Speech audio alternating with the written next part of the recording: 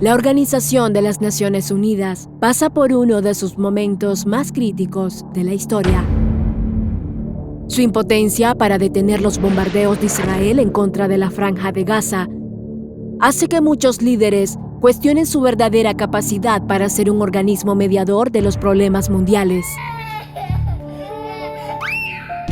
ONU, el gran fracaso en el que nadie cree. Firmada el 26 de junio de 1945, la Carta de las Naciones Unidas establece como principales objetivos de este organismo mantener la paz y la seguridad internacional, fomentar las relaciones amistosas entre las naciones, cooperar en la solución de problemas internacionales y ser un centro que armonice los esfuerzos entre las naciones. La Organización de las Naciones Unidas no ha logrado cumplir su propósito fundacional y ahora enfrentamos retos mucho más graves.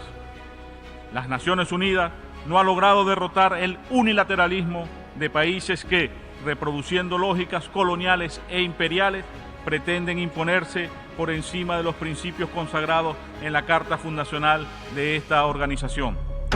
Estados Unidos, el director de la orquesta. Un ejemplo de esto ha sido el bloqueo estadounidense a Cuba, impuesto durante más de 60 años contra la isla caribeña.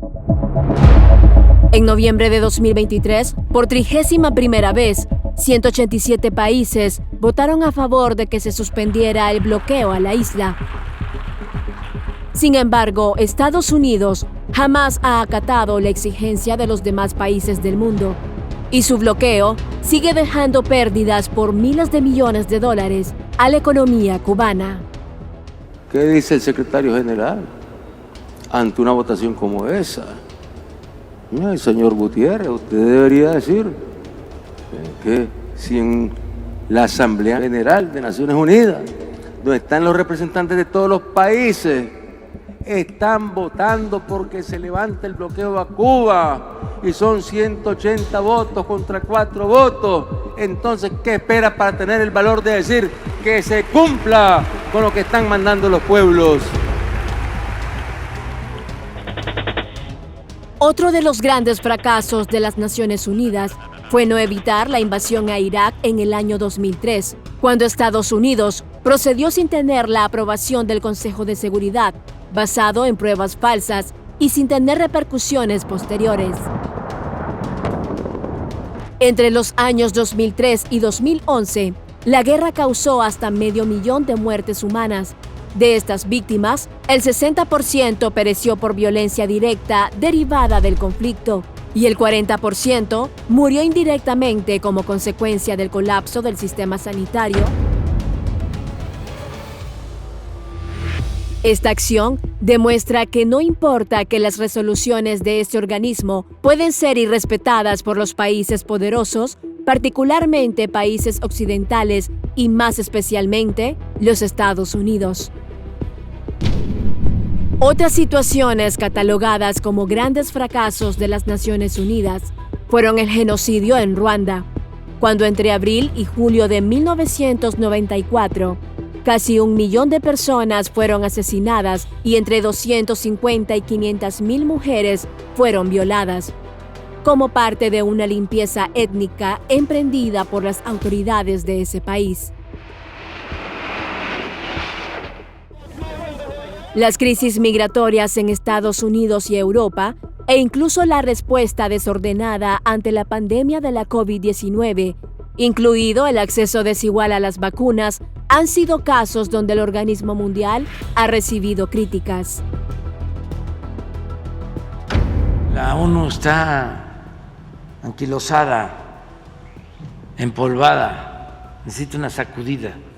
Es pues un florero, una vitrina, es para ir a hablar allá, unos cuantos minutos de fama a los gobiernos del mundo, que yo no sé si los escuchan, Gaza, la gota que derramó el vaso. El actual conflicto entre Israel y Palestina, caracterizada por la ejecución con total impunidad de múltiples crímenes de guerra por parte de Israel, ha vuelto a poner los puntos sobre las IES sobre si las Naciones Unidas funcionan o no. Tanto Brasil como Rusia han propuesto en el Consejo de Seguridad de las Naciones Unidas un alto al fuego humanitario y la condena a los ataques a civiles palestinos, pero estos fueron vetados por Estados Unidos. Estados Unidos es uno de los 5 países con poder de veto dentro del Consejo y es el único país dentro de este cuyas propuestas no han incluido el cese de las hostilidades y, al contrario, ha promovido el respaldo a los ataques de Israel.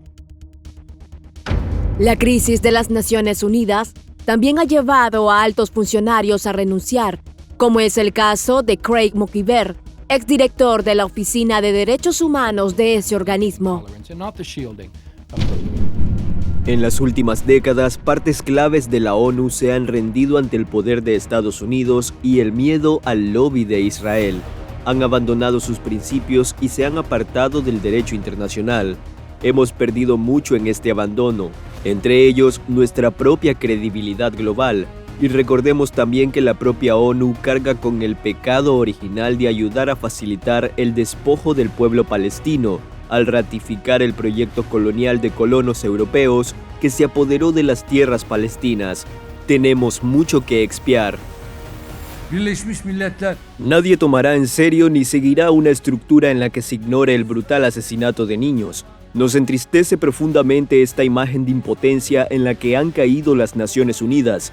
Debemos establecer una operación de las Naciones Unidas y una estructura del Consejo de Seguridad en la que los pueblos del mundo puedan sentirse justamente incluidos en toda su diversidad y equilibrio.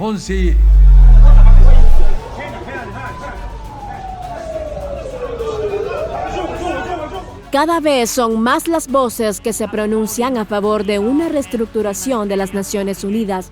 La pregunta es, ¿será necesario un conflicto a escala global entre las nuevas y las viejas potencias para finalmente crear las instituciones que rijan el nuevo orden mundial?